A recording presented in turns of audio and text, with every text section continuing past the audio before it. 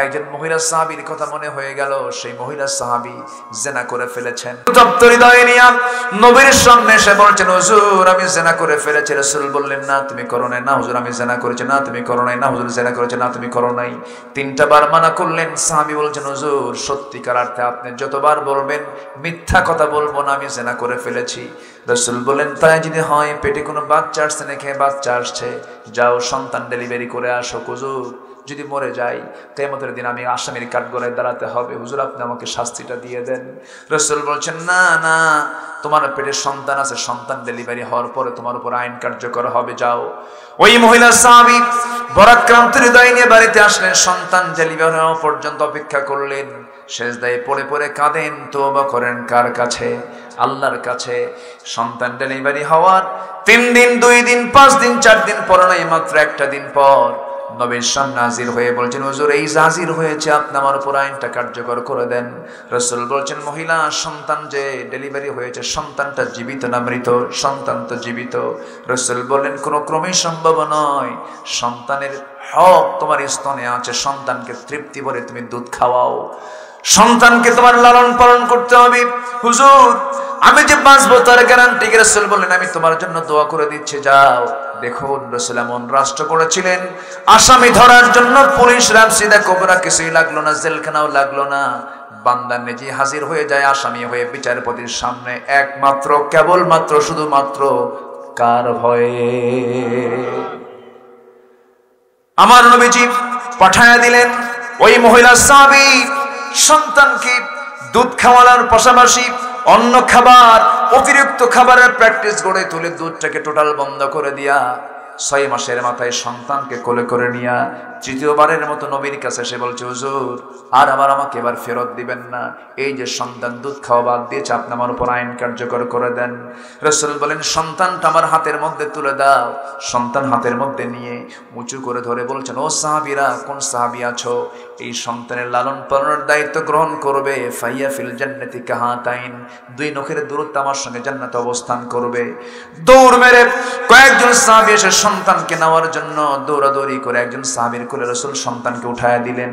এরপরে বলছেন, সাহাবীরা এই মহিলাকে নিয়ে যাও, পর্দার পোশাক পরিয়ে দিয়ে বুক পর্যন্ত পুঁতে রেখে পাথর মেরে তাকে শেষ করে দাও। পাথর মারা শুরু হয়ে গেছে। সাইয়েদনা আলী পাথর মারতেছিলেন, কয়েক ফোঁটা রক্ত, ওই মহিলার রক্ত এসে ফিনকি দিয়ে তার হাতে এসে লাগলো। নবীর কাছে এসে বলছেন, হুজুর ওই মহিলার নাপাক রক্ত এসে আমার গায়ে এসে লেগেছিল। নাসিকা শিকায়া তুললেন, নাক শিকায়া তুললেন। রাসূল বলছেন, আলী কার রক্তকে নাপাক রক্ত বলো? তুমি কাকে তুমি লানত করছো?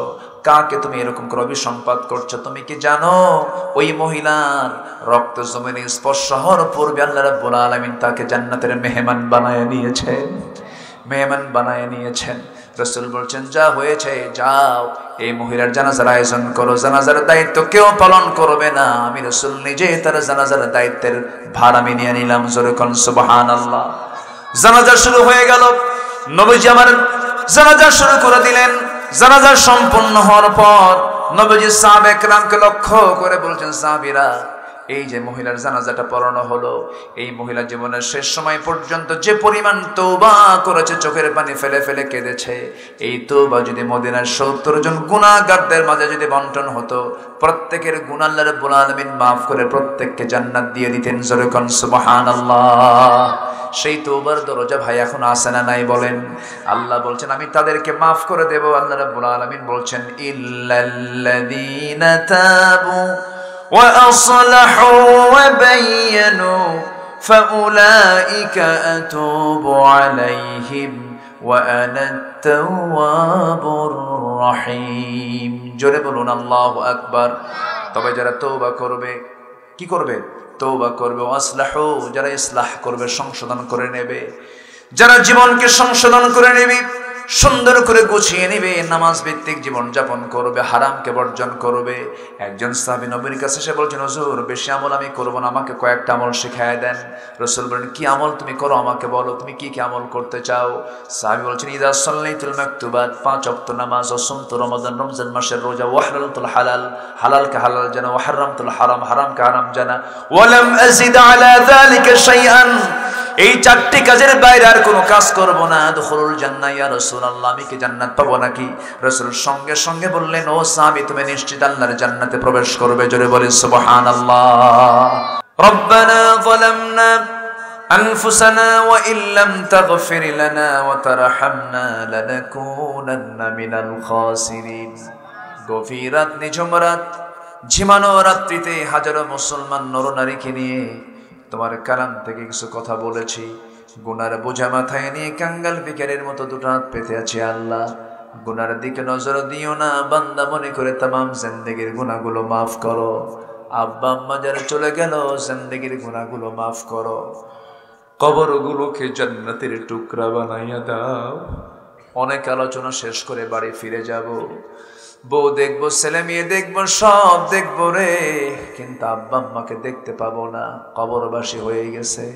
আব্বা আম্মার জন্য কি দোয়া তাও তুমি শিখিয়ে দিয়েছ। রব্বির হামহুমা কামা রব্বায়ানি সগীরা, রব্বির হামহুমা কামা রব্বায়ানি সগীরা।